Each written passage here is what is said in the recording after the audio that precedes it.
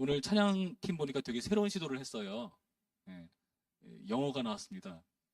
그래서 예, 되게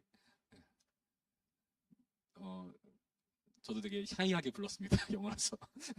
그래서 우리 청년부가 이제 세계를 향해 나아가는구나 하는 생각을 했고요. 다음에는 뭐 중국어, 아무튼 뭐 다 얘기 다 넣어보죠, 그쵸? 예, 그래서 예배는 모든 민족과 그쵸? 방언과 모든 그런 찬양이 있는 법이니까 성경적인 것 같아요. 여러 언어로 하는 거, 그렇죠? 여러분 하나님을 찬양한다는 것은 생각해 보면은 되게 놀라운 일이라고 생각을 합니다. 하나님은 되게 크신 분이시잖아요, 그렇죠? 네, 되게 크신 분이신데 과연 그분의 그 크심에 걸맞는 찬양을 하려면 어떻게 해야 될까? 우리 청년부를 생각해 볼까요? 우리 청년부가 하나님 이름에 걸맞는 찬양을 드려야 돼요. 그럼 어떻게 준비해야 될까요? 그렇죠? 되게 열심히 준비해야겠죠. 그리고 악기도 부족해요. 기타 한 5대, 그렇죠? 베이스 기타, 뭐 이렇게 뭐 할 수 있는 악기 모든 걸 동원해서 뭐 그렇게 찬양해도 좋지 않을까 하는 생각. 왜냐하면 하나님이 크신 분이니까 우리가 사실 어떻게 찬양하든지 그분의 크심에 비한다면은 한참 못 미치고 부족하지 않을까 하는 생각을 가져봅니다. 오늘 본문에 나타난 찬양의 장면을 보면은 정말 대단한 광경을 우리 가운데 보여주죠. 보시면은 어떻게 합니까? 성소에서 하나님 찬양하는데 3절 말씀 나팔 소리, 비파와 수금, 소고, 춤추며 우리 율동팀 언제 해야 될 텐데 제가 몇 번 얘기했는데 예, 그쵸? 현악과 퉁소, 큰 소리 나는 재금, 높은 소리 나는 재금, 그렇죠? 하나님의 크신 드럼 같은 악기 있잖아요. 그 한 번씩 쫙 쳐주면은 되게 화려하죠. 그렇죠? 하나님의 그 위엄과 그 강함심과 그런 걸 표현하기에 겁나는 악기가 아닌가 하는 생각을 가져봅니다. 근데 여러분 이렇게 거대한 규모로 찬양하는 이유가 무엇이라고 밝혀줍니까? 그렇게 찬양한 이유가 2절 말씀에 그의 능하신 행동, 그의 지극히 위대하심을 따라서 하는 찬양이기 때문에 그렇습니다. 능하신 행동, 그의 위대하신 지극히 위대하심을 따라서 하는 찬양이기 때문에 이렇게 열심히 준비하고 그렇게 크게 찬양을 하는 거예요. 여러분 하나님께서 행하신 능하신 행동과 위대하심은 뭘까요? 여러분의 인생 가운데 하나님이 행하신 능하신 일, 대단하신 일 뭐가 있습니까? 여러분 그게 있다면 여러분은 하나님을 찬양할 만한 이유를 가진 거겠죠. 나는 그런 게 없는데요. 찬양할 때마다 저 가사가 나랑 크게 상관없어 보이고 찬양도 별로 마음이 안 실리고 하는데요. 그런 분 계실지 몰라요. 근데 오늘 본문은 이 하나님의 능하신 행동, 지극히 위대하심을 조금 더 잘 알 수 있도록 우리 가운데 표현해 줍니다. 우리 6절 말씀, 우리 큰 소리로 읽어봅니다. 6절 말씀 시작.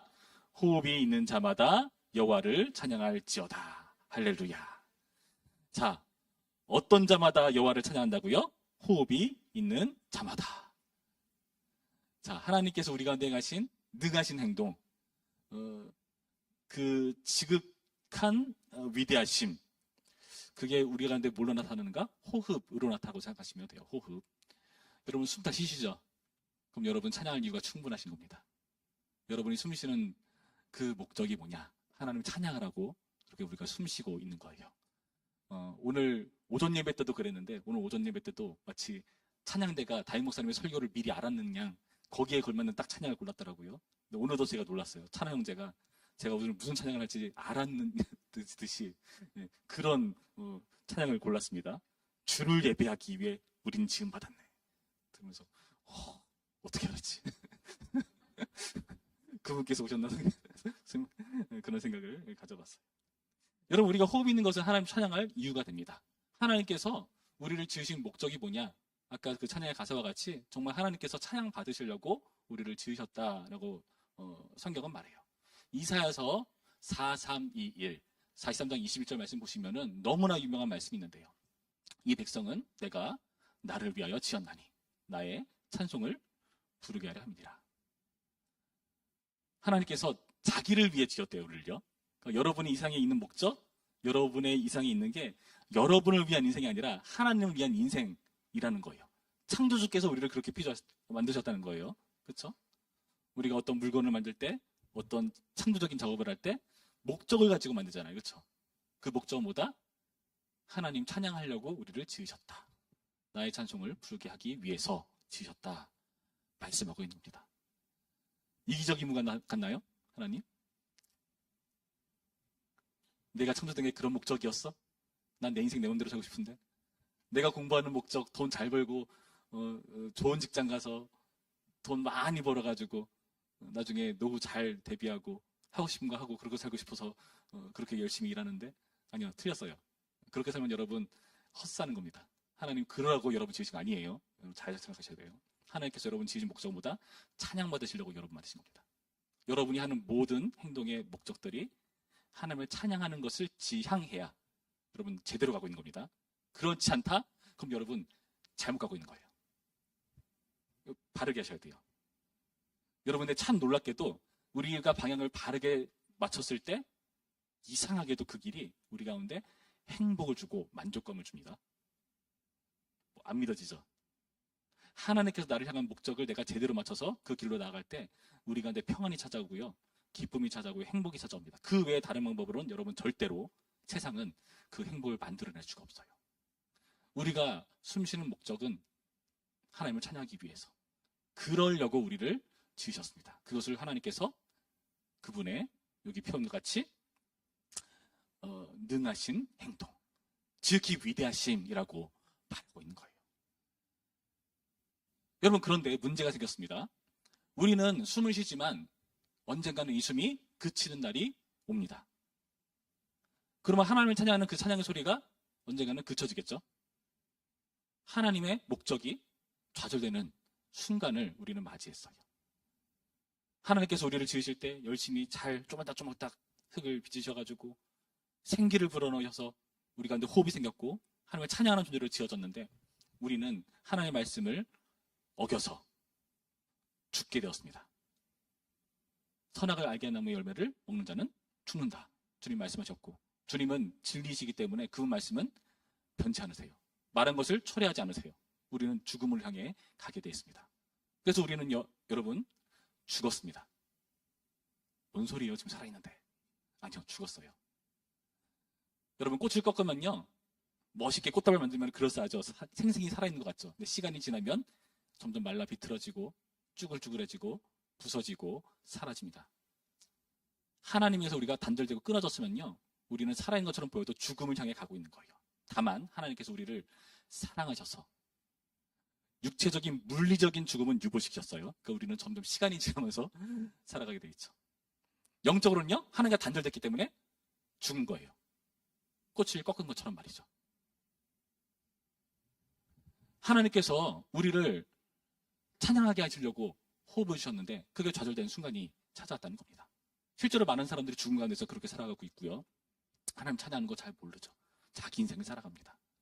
그런데 하나님께서 그렇게 창조주로서 역사하신 것 때문만을 찬양하는 것이 아니라 하나님께서 그냥 우리의 그 한계를 그냥 내버려 두지 않으시고 우리 가운데 찾아오셔서 어떻게 하시죠? 꺾어진 곳을 다시 들어가지고 아주 멋진 화단에 다시 심어 놓으시는 분이시죠. 그걸 누가 하십니까? 예수님께서 하시는 거예요. 여러분 예수님께서 이 땅 가운데 오셔서 거듭나는 것에 대해서 설명합니다. 요한복음 2장이었던가 3장이었던가 니고데모와 대화하는 장면에서 예수님께서 그런 대화를 나누세요. 거듭나야 천국에 들어갈 수 있다 이런 말씀을 하세요. 니고데모가 무슨 말입니까? 엄마 뱃속에 들어갔다 다시 나오면 되나요? 예수님 너 이스라엘에서 선생이라는 사람이 그것도 못 알아먹냐? 뭐라 말씀하십니까? 성령으로 물과 성령으로 거듭날 수 있다. 거듭난단 말이 우리가 너무 추상적으로 들리나요? 다시 태어날 수 있다. 다시 살아날 수 있다 말씀하시는 거예요. 성령으로 그게 가능하다 말씀하십니다. 그리고 요한복음 20장쯤 가시면은 예수님께서 부활하셔서 제자들에게 찾아오시죠. 그러면서 어떻게 하십니까? 너에게 평강이 있을지어다 하시면서 아버지께서 나를 보낸 것처럼 나도 너희를 보낸다 하시면서 어떻게 하시죠? 하고 우리 가운데 호흡을 불어넣으시면서 너에게 성령이 임하기를 말씀하시는 예수님의 장면을 우리는 봅니다. 여러분 예수님께서 생각하신 게 뭐라고요? 우리를 다시 생명 있는 존재로 바꿔주신 거예요. 호흡 있는 존재로 바꿔주신 거예요. 성령께서 우리 가운데 함께 하시기 때문에 하나님께서 우리를 구원하셨다는 표시로 우리 가운데 성령께서 도장 찍듯이 하나님 이름이 새겨진 도장을 탁 찍었듯이 우리는 하나님 것이 된 거고요. 그걸 보증으로 우리는 영원한 생명을 보증받은 겁니다.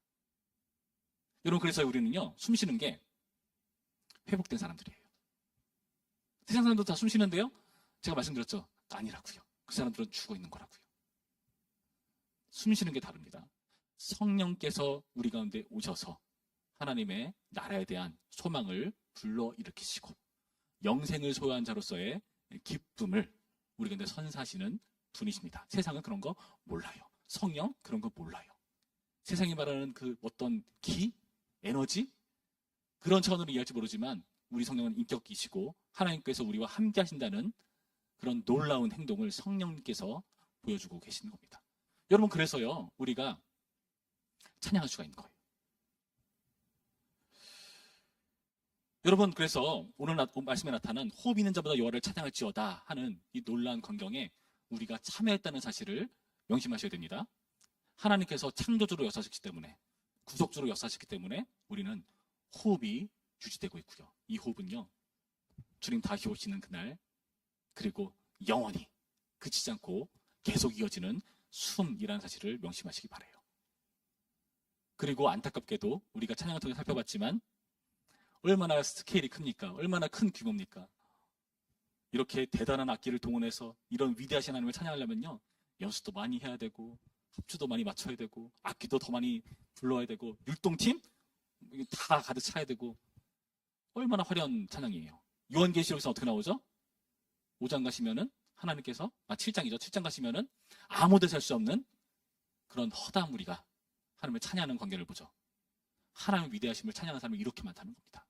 그러나 우리는 어떨 때는 그런 큰 찬양과는 거리가 멀어 보이는 찬양을 할 때가 많습니다. 저는 청년예배 시작할 때마다 항상 걱정이에요. 지난번에도 얘기했는데 이상하게 하고 찬양할 때는 사람이 없는데 하다 보면 많아져요. 늦게 오시는 분들 조금만 서두르셔가지고 예배 전에 와주시면 얼마나 감사할까. 그렇죠? 일찍 오셔가지고 이런 찬양의 자리를 채우는 우리가 됐으면 좋겠습니다. 여러분은 찬양할 만한 이유가 있습니다. 숨 쉬고 있어요. 여러분의 호흡은요, 죽어가는 호흡이 아니라 영원한 호흡입니다. 이걸 명심하시면서 오늘 말씀과 같이 하나님을 찬양하기 위한 이 목적을 다시금 바르게 조정하는 말씀이기를 바랍니다. 추석입니다. 여러분, 추석은 어떤 날이죠? 추석의 유래.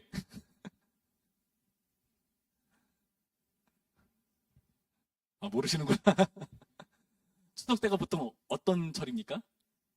그 추수하는 철이죠, 그렇죠? 예. 그 좋은 쌀, 보리, 과일, 곡식들 이 모든 것들을 수확하고 이것에 대한 기쁨으로 함께 즐겁게 보는 게 바로 추석 명절 아니겠습니까? 여러분, 근데 가장 좋은 수확, 가장 좋은 풍성함은 생명인 줄로 믿습니다. 우리의 호흡, 그리고 우리뿐만 아니라 우리를 통해서 누군가 하나님의 복음을 듣고 이 가운데로 초청되는 사람들, 그런 호흡 있는 자가 더 많아지기를, 하나님의 이 능하신 행동, 지극히 위대하심을 충족시킬, 사실 불가능하죠. 근데 그럴 만한 그런 호흡 있는 자들이 많아졌으면 좋겠습니다. 먼저 여러분이 먼저 시작하셔야 돼요. 내가 늦게 가면은 찬양팀 찬양할 때 되게 분위기 뻘쭘할 텐데 좀 빨리 가서 자리를 채우자. 여러분, 그래 주셔야 됩니다. 예. 여러분의 호흡은요, 찬양하라고 있는 겁니다. 명심하셔서 오늘도 이 하나님을 즐겁게 찬양하고 이 풍성한 명절에 오히려 생명으로 풍성한 그런 아름다운 하나님의 찬양의 시간으로 보내는 우리가 되기를 주님의 이름으로 축원합니다. 기도하겠습니다. 참 좋으신 하나님 감사합니다. 주님께서 이처럼 우리를 사랑하셔서 생명을 주시고 호흡을 주시고 하나님을 찬양하라고 말씀하시니 감사드립니다.